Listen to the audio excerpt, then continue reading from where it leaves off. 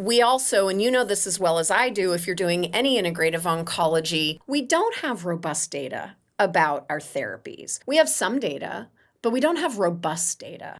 We all wish we had more robust data, and we swagger around like we do, but we really don't.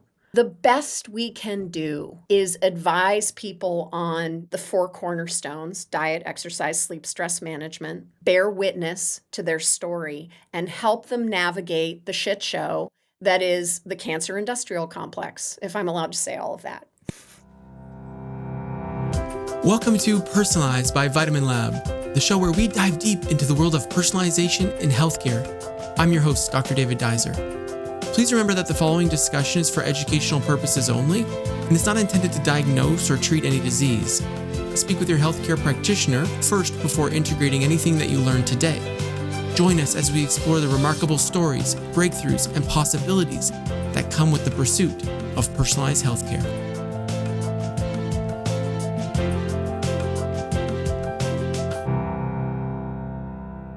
Welcome back to Personalized by Vitamin Lab. I'm Dr. David Dizer, and I'm here with Dr. Laura James. Welcome, Laura. How are you today? I'm good. Thanks for having me on the podcast. Oh, thanks so much for being here. This is my first opportunity to speak with a FABNO. Oh, wow. A fellow of the American Board of Naturopathic Oncology. Mm-hmm. Yep, exactly. I'm so pleased to meet you. I've been a part of the membership basically my entire career, but have not taken the exams or gone for the actual FABNO designation. I'm just glad to be a part of the community. I'd love to know what got you into cancer care. How did you end up taking your career in this direction? That's a really good question. So I started out in naturopathic medical school, like I think most of us do, interested in everything. And when I first started in practice, I was pretty focused on women's health, but chronic conditions, women's health. And I ended up having a clinical partner who had left a different partnership where they had set out to do cancer care. And it really hadn't been on my radar, even though prior to medical school, I had worked in a large academic cancer research center in Boston. So I was pretty familiar with the sphere, but it wasn't necessarily what I was interested in. And then my clinical partner sort of landed with us after breaking up her other clinical partnership, and she needed someone to go to programs with her and talk about stuff. And I pretty quickly realized that there's some really bright minds in naturopathic oncology, that it is everything we really need to be focusing on as naturopathic physicians. And once I really started getting involved in breast cancer care, I realized that it was everything about women's health that I really enjoyed helping women with. And my first patient happened to be a young-ish woman. She was the same age as me at the time. We were 37. And she found out a week before she was supposed to start chemo for breast cancer that she was pregnant with her 3rd child. Wow. And at that time, there wasn't a whole lot of information about pregnancy with breast cancer. She was a very independent spirit. She wanted me on her team, even though I said to her, I really don't know what I'm doing. And she said, I don't care. I want you on my team. And we did this very individualized roadmap for her care. And at that point, I was like, why would I want to work with any other patient population? This is the bomb. And she did really well, and she delivered that baby, and the baby did really well. And that was the beginning of my career in breast cancer. Wow. Yeah. What a start. Oh my gosh. And now you've been working in this field for how long? Well, let's see. I've really been focused on breast cancer care since about 2007. So it's been quite some time. And I sat for my FABNO in 2009. And I did women's health and women's cancers for a while. But in the last 5 years, I've really narrowed my practice to almost exclusively breast cancer. Oh, wow. Tell me a little bit about what that practice looks like. The type of person who's coming to see you. Is it pre-care, during care, post-care, or all of the above? And how might your approach look? Give us a general outline if you don't mind. Sure. So I get patients at all points in the spectrum.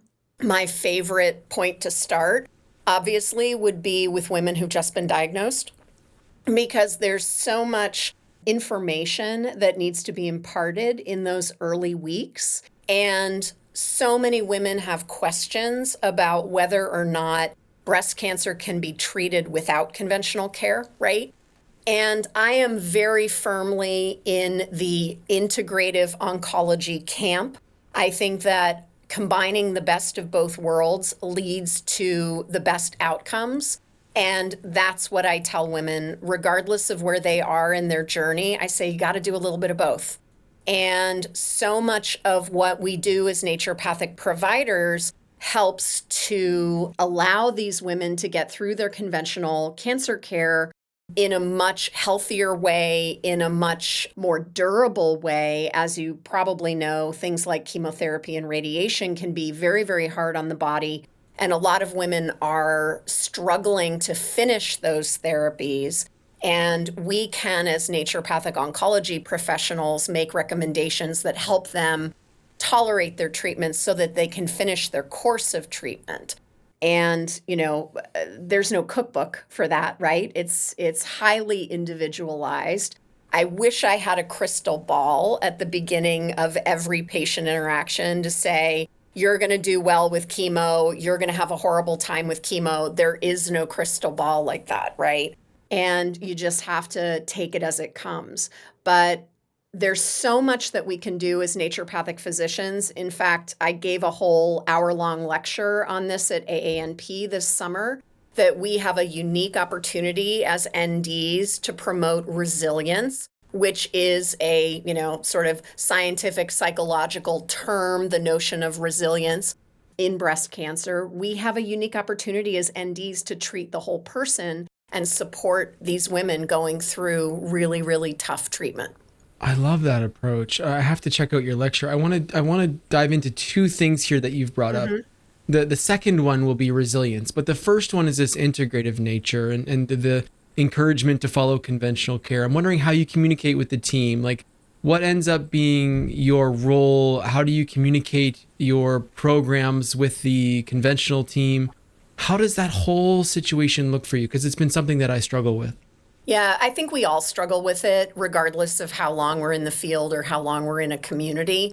I worked really, really hard when I was running my big clinic in Bellevue, Washington. I worked really, really hard to have a seat at the table with conventional providers. And I went to case conference. I write hugely narrative chart notes, which take a lot of my time. But someone said to me very early on, and this was a conventional medical provider, he said to me very, very early on, Laura, you can be brilliant in what you do, but if you don't speak their language, they're never going to take you seriously. And so I made it a point of not only speaking their language, but being more articulate in their language than they are, and creating a seat at the table with conventional providers, medical oncologists, radiation oncologists, surgeons. I have always had an open door policy, an open email policy. I share my chart notes. I make phone calls. I, historically have given lots of lectures to large groups of conventional providers. I will admit that that's been sort of to the detriment of nurturing relationships with other naturopathic physicians.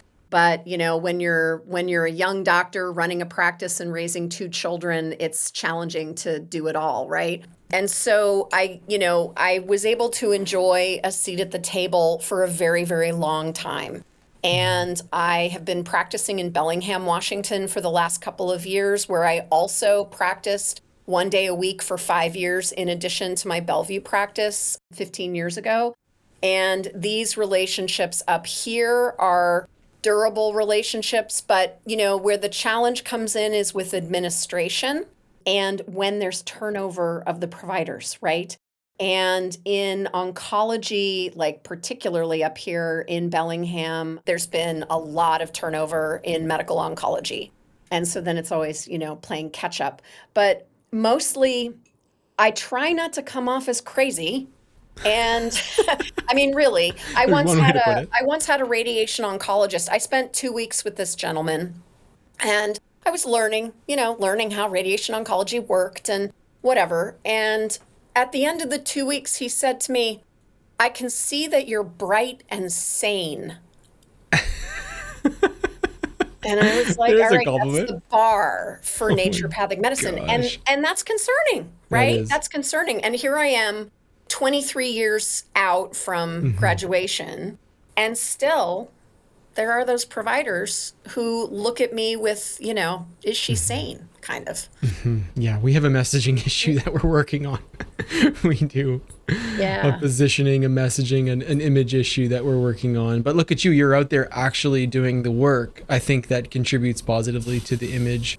And Yeah. so I'm really proud of that work, to be honest with you. It's not easy work to do, to go and hold those conversations and to hold space really for the conventional team to say, okay, here's what I know.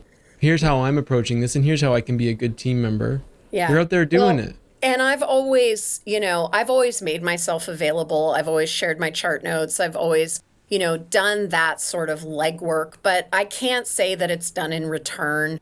Mhm. It's always been sort of the rare conventional provider who reciprocates. And the majority of conventional providers, at least in oncology, I call them grudgingly tolerant. Well, okay, this patient's going to go see an ND. It's not hurting them, whatever. It's been the rare provider who's been a champion, but it's also been the rare provider who's been openly hostile. And, we all have encounters with those folks at different points in our career, and you just kind of move on, right? But I always feel like it's the work and it's the patient. And, I advocate for my patients a lot.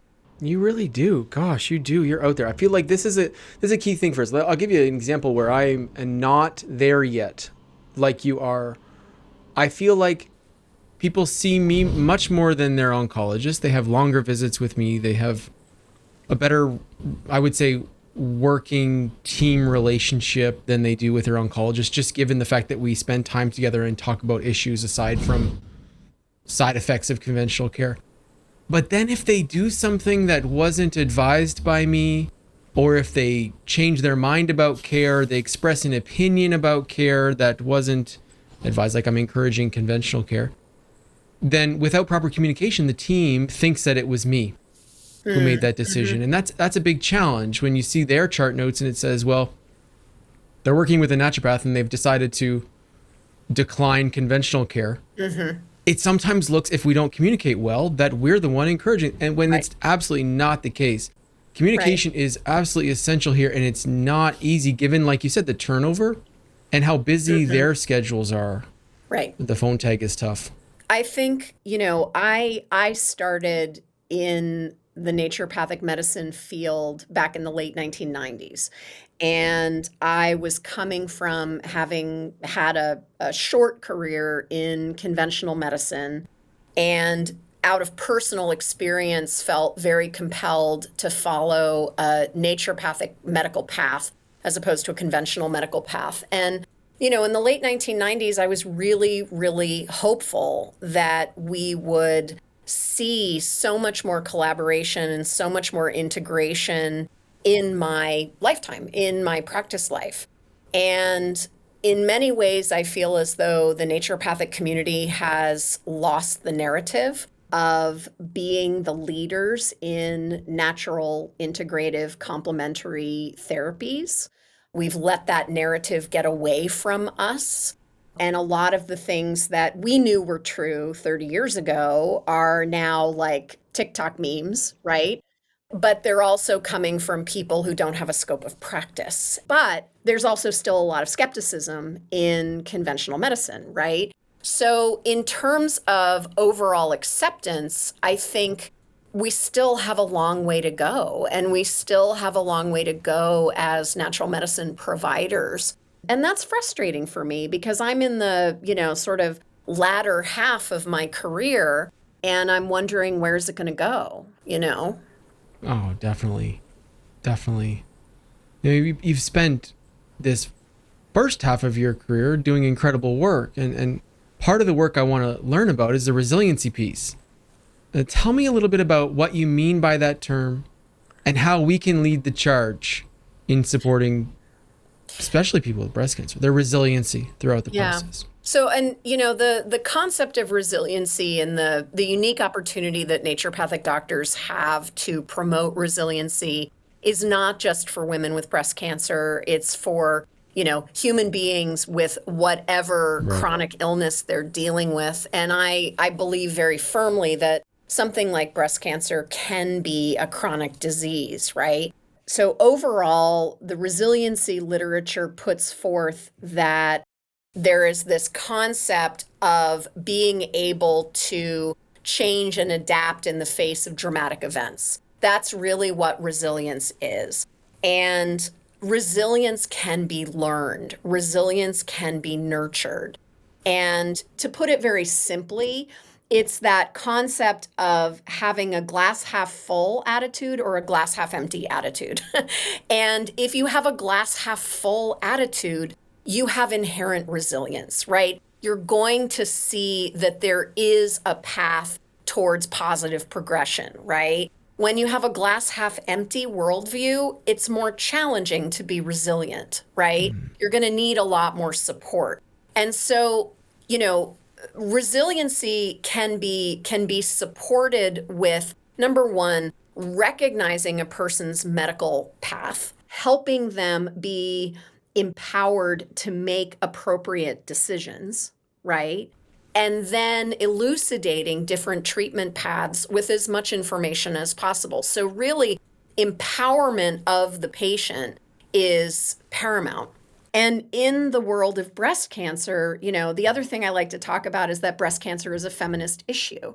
Breast cancer shines a spotlight on the disparities that we as women experience in our culture and the pressures and the child rearing, the relationship issues, the workplace issues, all of those things come into really dramatic relief when someone has a disease like breast cancer.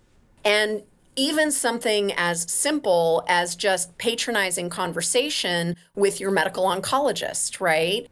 Or not having anybody on the care team approach different topics of conversation that are very meaningful in the moment, like having grief over losing a breast, like that's heavy duty, Big right? time. And so I try and broach these conversations with people. I'm trying to present information for people that helps them navigate all of these. But, each one of these pieces is part of the resiliency puzzle. And I think that it's very easy, and I've done this as an ND as well. You want Alan Gaby's list of these are all the nutrients you have to take in these doses for this condition, right? Okay, let's make it easy. Here's a treatment plan, right? And, it's so much more complicated than that, right? It's so much more personalized. It's just so much more complex, right? Completely. So we are the providers who can step up to that challenge. We really are. We really are.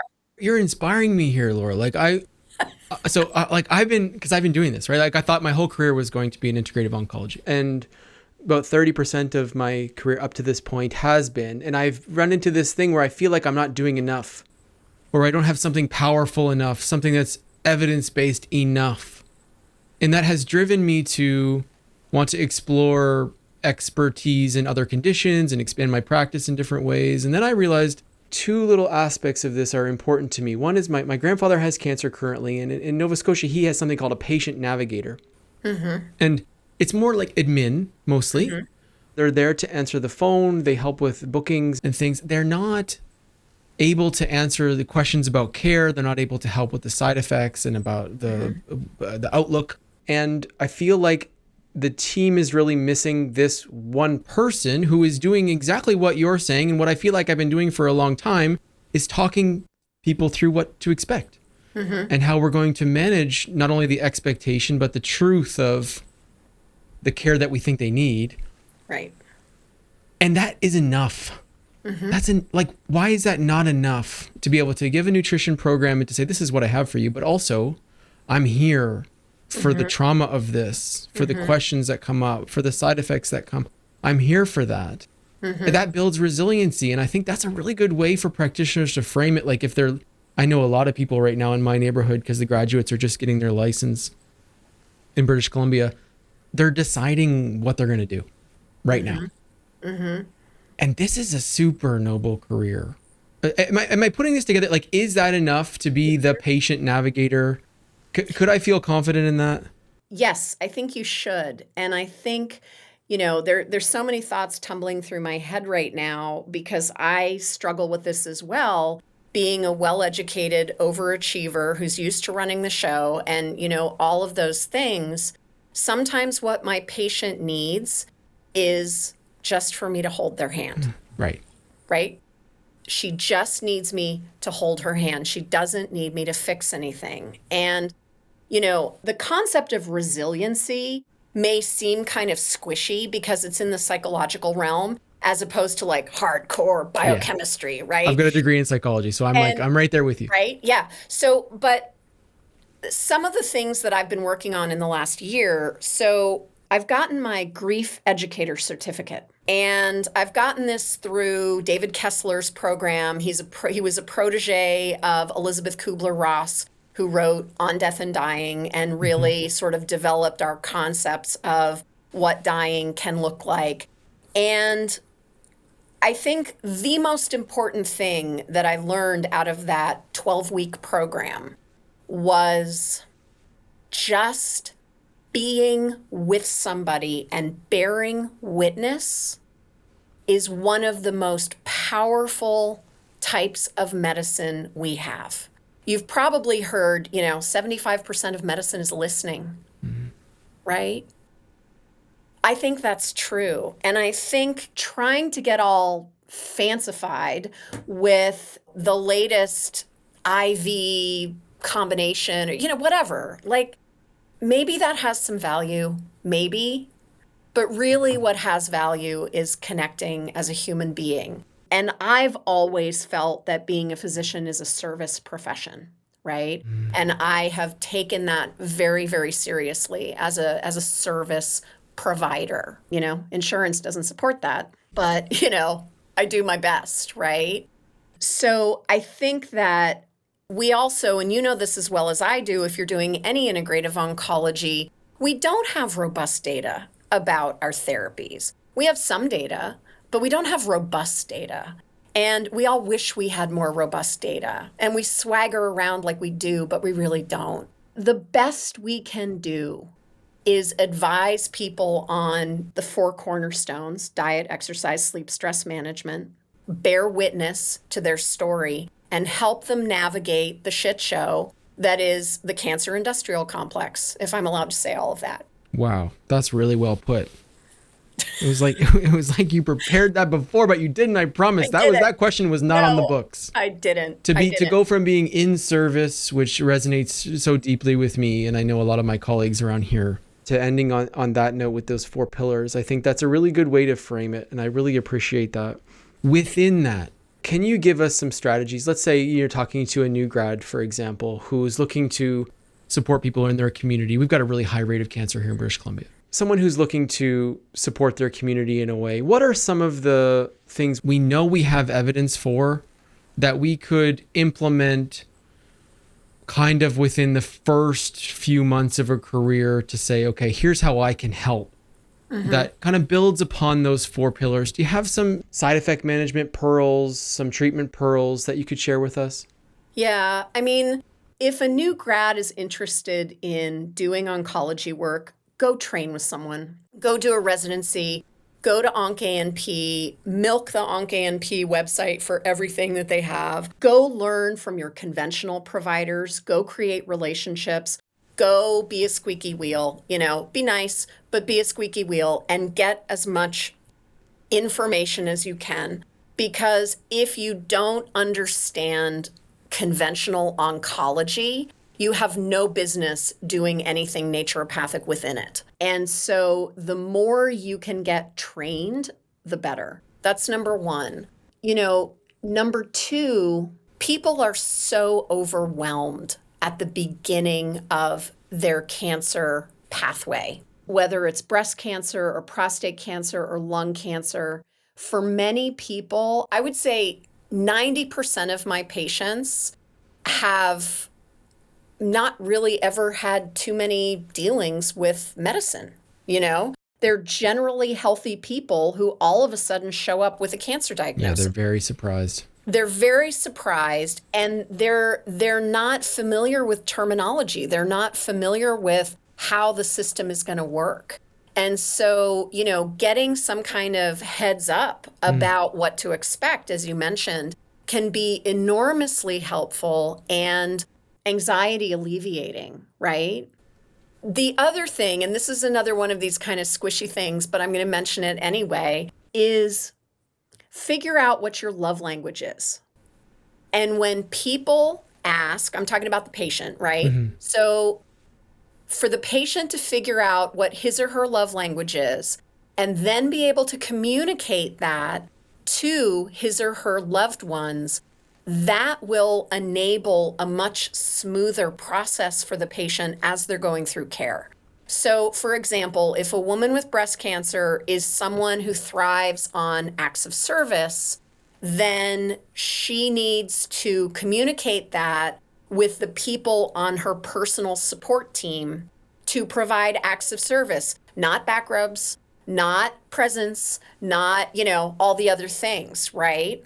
And so being clear with how a person can accept help, being clear with what kinds of things to ask for. These are some very simple things that a provider like you and me can help a patient do at the very beginning that sets the tone for the whole course of treatment. Vitamin Lab revolutionizes personalized supplements, empowering health practitioners to create tailored supplement formulations that address each patient's unique needs. Bring personalized health to your practice and choose from over 200 professional-grade ingredients to create vitamin formulas that improve patient adherence and result in tangible outcomes. All ingredients are sourced from the world's most trusted suppliers, and Vitamin Lab provides hands-on support to help you formulate and launch personalization to your patients. Say hello to a new era of personalized supplement solutions. Go to getvitaminlab.com/personalized to save $100 off your first formula. I like that. I never considered that. Yeah. That seems like it could be very valuable. You're getting me thinking outside of the box here. That's my job. That's your job. I like that. Those initial conversations are very difficult, often incredibly emotional. And because in our province, the people are usually delayed in seeing their team member, it's often us they see first. And so being able to speak that language and hold space, but also help them figure out how they would like to communicate seems really valuable. You brought up a really great point that resonated with me about being able to speak the language and how that will help you sit at the table, and that you have no business really being there if you don't already speak the language. I think that's valuable. I've been teaching nutritionist lab diagnostics, and that's basically how I approach it. But I like the way you put it better than the way I put it. I think this is the seat at the table idea. I'll put just a little nugget out there because I know that there are a lot of students who may not have the flexibility based on their family structure to go take a residency, which was my case. I was not able to move and go do a residency at CTCA. I had 2 little kids, and so I had to piece it together.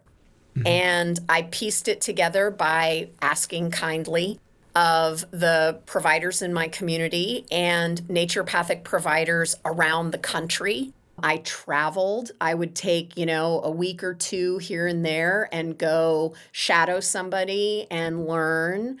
And it took me 5 years to accumulate the patient volume I needed and the expertise that I needed to be able to sit for my exam. And then I was getting up at 4 o'clock in the morning to study because I had a 3-year-old and a 6-year-old. And, 4 o'clock in the morning was when I had time to study, right? Wow. So, you have to really want to do oncology.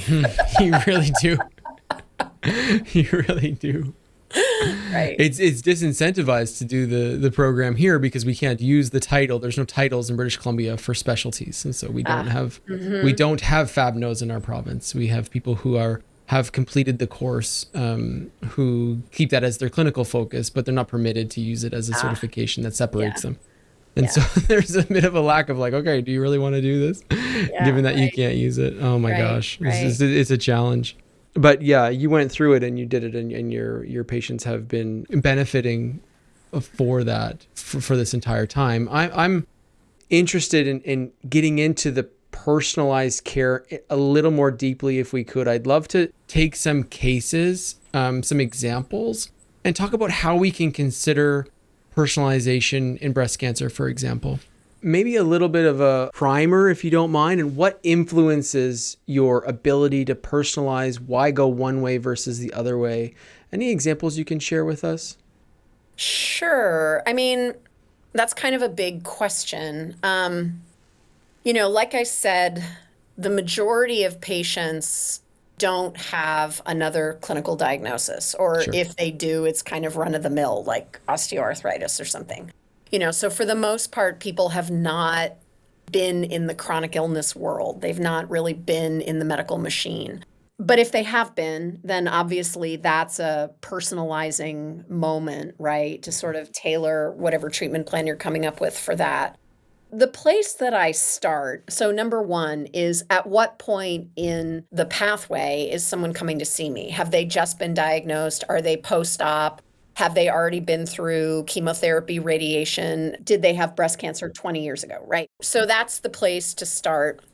And then looking at pathology. And, the pathology report from the biopsy, the excisional biopsy, the post-surgical report, that's going to give a lot of information. I do some basic labs to look at blood sugar, CBC, levels of inflammation, those kinds of things. I don't do a whole lot of crazy stuff. I really don't. I'm firmly of the belief that good nutrition gets people a long way, and exercise is the number one thing that anybody can do to prevent recurrence, as well as prevent the other three horsemen of the apocalypse, right? Dementia, diabetes, and osteoporosis, and, all those things, right?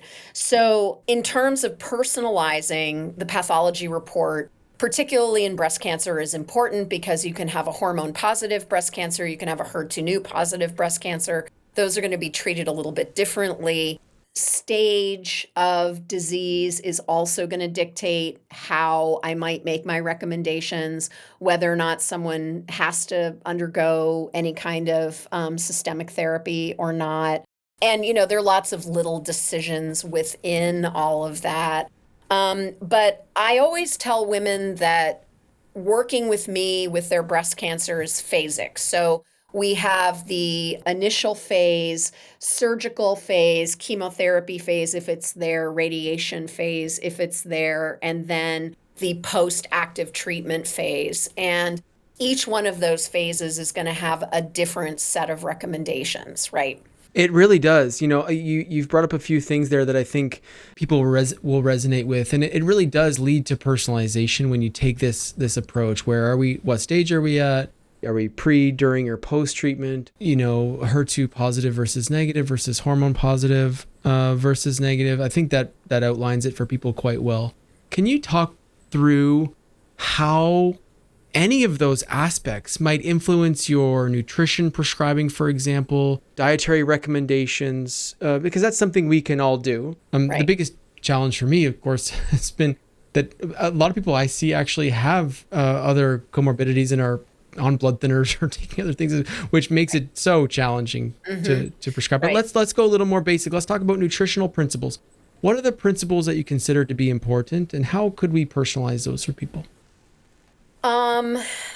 So before I answer that question specifically, I just want to say that my recommendations nutritionally are generally across the board the same. However, when someone is going through active treatment, honestly, all bets are off. Yeah. And it is the rare patient who is able to follow a sort of, naturopath approved kind of diet while they're going through chemotherapy, because there's nausea, there's vomiting, there's mouth sores, there's lack of appetite, there's all the things.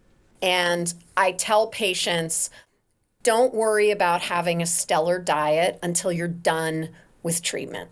Sometimes I recommend therapeutic fasting if people are having a hard time with chemotherapy and they're getting really, really sick.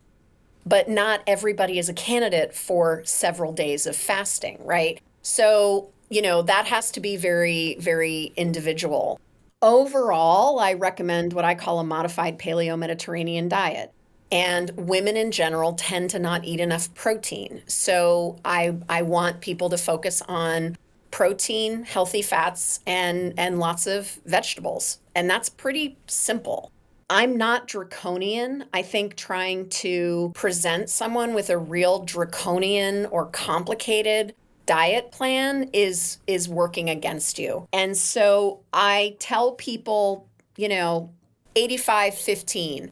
85% of the time, eat a really squeaky clean diet with adequate protein, good quality vegetables, healthy fats. 15% of the time, eat the birthday cake. But be honest about that 15%, right? Yes. And, going through cancer treatment is all consuming, right? It's a full-time job to be a patient with cancer. And if you also have a full-time job and you also have kids or you have some other family relationship that demands a lot of your time, it's too much. It's overwhelming. I'll often get a patient in a first visit who's just been diagnosed with breast cancer, worried about taking anti-estrogen therapy when she's done. And I always say, we're not going to talk about that right now. We're going to focus on what you have to do for the next 3 or 4 weeks. And then we'll move into that conversation when it's that time, right? But to be in the midst of that completely unwanted full-time job, in addition to all the other responsibilities, it's overwhelming to take on a diet plan that is strict, right? Completely. You bring up some really great points there. I think you've illustrated a point that I heard the other day from someone I really respect about individualized care and about personalized care. They said, the principles, we have our principles, evidence-based approaches, supportive approaches. The individualization comes in the presentation to the person and the taking on what can be taken on by the person. That's where the personalization is occurring for you. I love that. I think it's so appropriate. I have these principles that I consider important for certain types of cancer that we do here. And we present them knowing that only some of them may be able to be taken on at that moment. Maybe in a different moment, more of them could be taken on. And that's where the personalization happens. Am I right in saying that? Absolutely. And also, thinking about what else is this person maybe exposed to and what age group are they in? And, particularly I get these women with breast cancer who are in their 60s and 70s who are still working from a, complex carbohydrates are good kind of model, low fat, this, that, and the other thing. And so there's so much belief changing that you have to do, right? You got to start small. You've got to make it, not to use a pun, but sort of bite size, because they're already so overwhelmed by all the appointments and all the treatment. Definitely. Right. And just how they feel, which is generally crappy. Yep. Right. Generally crappy. Yeah. Now we get into therapy. So we've got surgery, chemo, radiation, or some version of the three, plus hormone suppression therapy. What are, if you could pick a few examples, not too many, just whatever is maybe more top of mind for you or most recent for you, common side effects that you help women through? Can you give a few and how you might approach them? Sure. So probably the most common side effects with chemotherapy are nausea and vomiting. Yeah. And the different ways to approach those. And again, if I had a crystal ball to tell a woman whether or not she's going to have a lot of nausea and vomiting, I wish I had that. Ginger, anything ginger can be helpful. And I've been surprised, a lot of people don't like ginger. The other natural compound I've found to be really helpful, and it's sort of unusual, is diluted pineapple juice. Pineapple has bromelain in it. Bromelaine's a digestive enzyme. Dilute it so you're not getting a big bolus of sugar. Diluted pineapple juice can work really well. C-bands, those stretchy bands with a little acupressure point plastic piece. C-bands, you can get those in most pharmacies. There's also a new thing called a relief band, which has a little electronic pulse, basically does the same thing. It's, 10 times more expensive than the C-band. Acupuncture is a great anti-nausea, anti-vomiting strategy. Also, there are these aromatherapy sticks, like they're nasal inhalers. There's one that's like a popular brand you can get at the pharmacy, but there's one in particular that is an aromatherapy combination for nausea. And I've seen that in some like health food stores. I'm pretty sure you can get it online, like Amazon or whatever. But that's an inhalant. And if someone's nausea and vomiting is really profound, then I'll recommend some form of a marijuana product. And that's a whole nother conversation and a whole nother ball of wax. And I have these, like 70-year-old patients who've never been in a pot shop before. And I'm like, start with a quarter of the gummy. Please. Just start with a quarter. Oh, that's cute. So, Dr. Laura, I was on my couch for 16 hours, Like, yeah, you ate the whole thing, didn't you? No. Oh, dear. Okay. Right. So Powerful stuff, though. I Powerful generally stuff. don't get into the marijuana products unless all these other things don't work. And that's mostly my patient preference, Yeah, sure. We're not able to prescribe them here, so I'm out of the loop. Although I was taught well by Dr. Neil McKinney, as a mentor of mine. He's awesome. He's so great. Oh, I love him so much. So wow, that's okay. That's incredibly comprehensive for nausea. I love that. Any other side effect management pearls that you'd like to share today? So the other one that we run into a lot that's really, really challenging is peripheral neuropathy. Yeah. So there are certain chemotherapeutic drugs, the taxanes in particular, that can lead to peripheral neuropathy. And so I try and get ahead of that with patients, and I recommend glutamine, 15 grams BID on the day of treatment for 3 to 4 days following, with 10 grams on the in-between days. And so that's like a week's schedule, and 100 milligrams of vitamin B6. Those two things are often enough to keep someone from getting neuropathy. If neuropathy develops and becomes more persistent, then we have to go to alpha lipoic acid. Whether, I usually start with oral. In some more intractable cases, I'll have to refer out for IV alpha lipoic acid.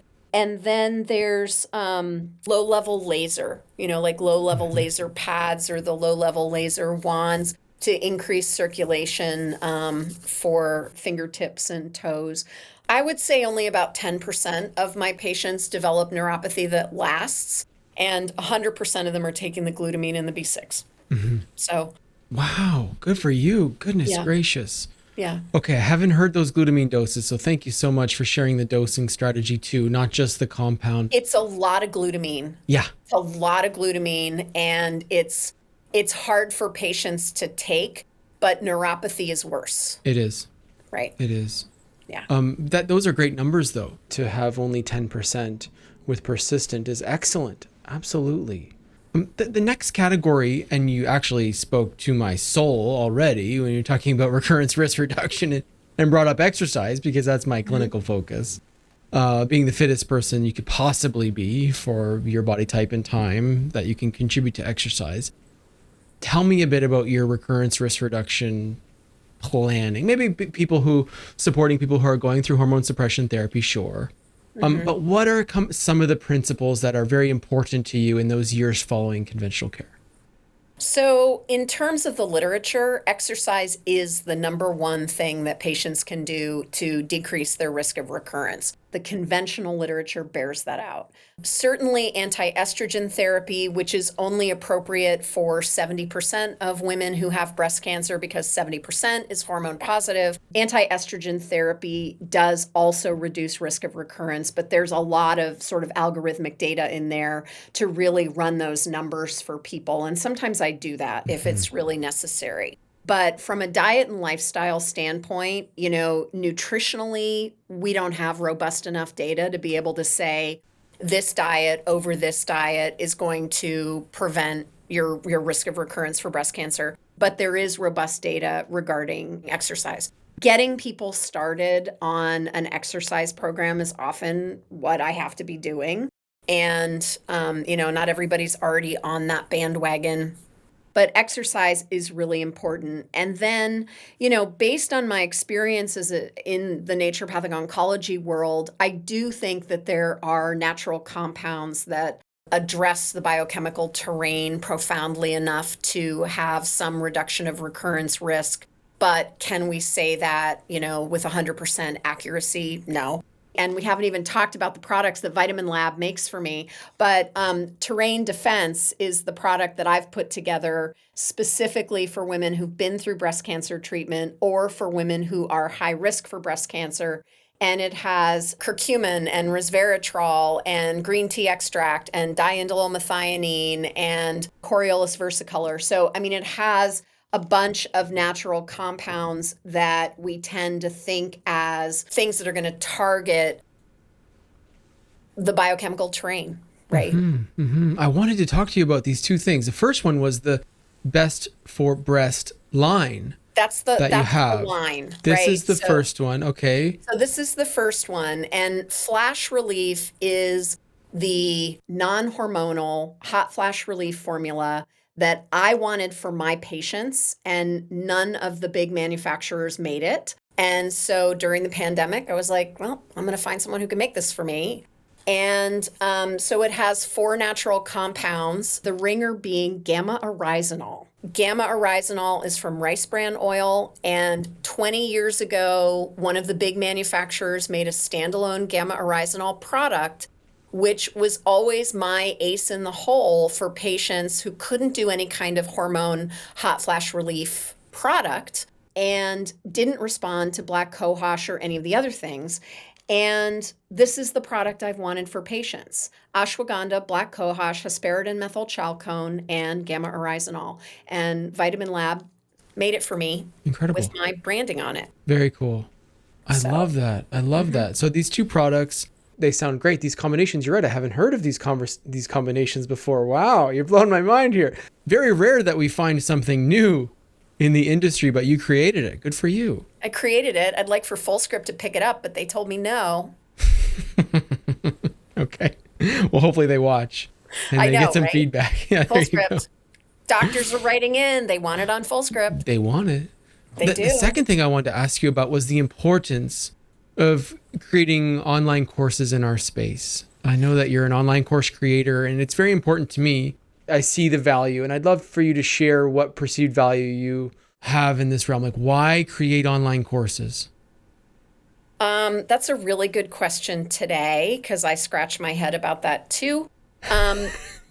No, for a long time, I have recognized how, in many cases, naturopathic medicine and naturopathic oncology in particular is a rarefied discipline, and only a small handful of people really have access to it. Books are printed and then are out of date relatively quickly. And the online course space, the online space is, it's like a living book, right?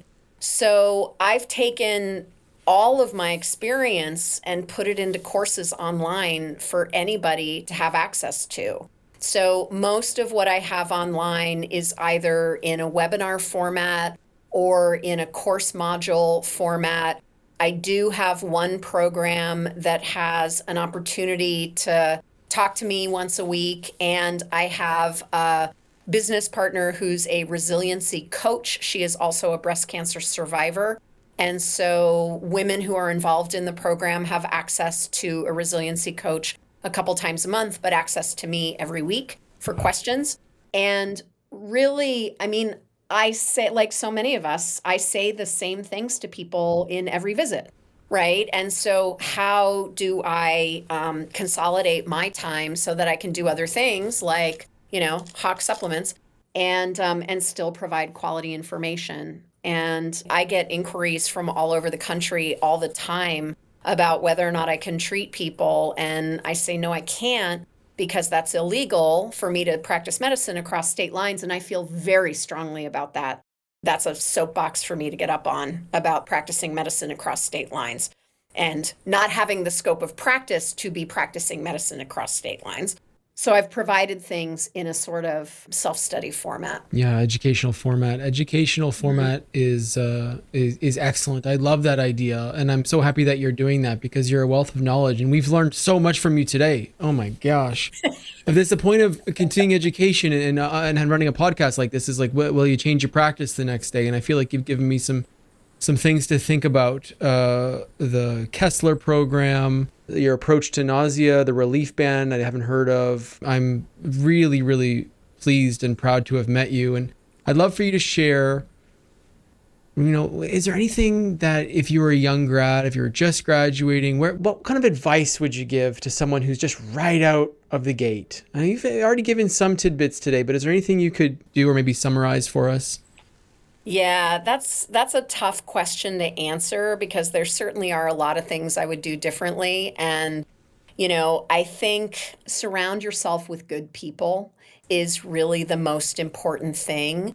Go mentor, go do a residency if there's one available, continually learn, and at least for the beginning, work for somebody else. Get a spot somewhere, surround yourself with colleagues, and preferably in a collegial setting where there's case conference sharing. That is something that I think is so key.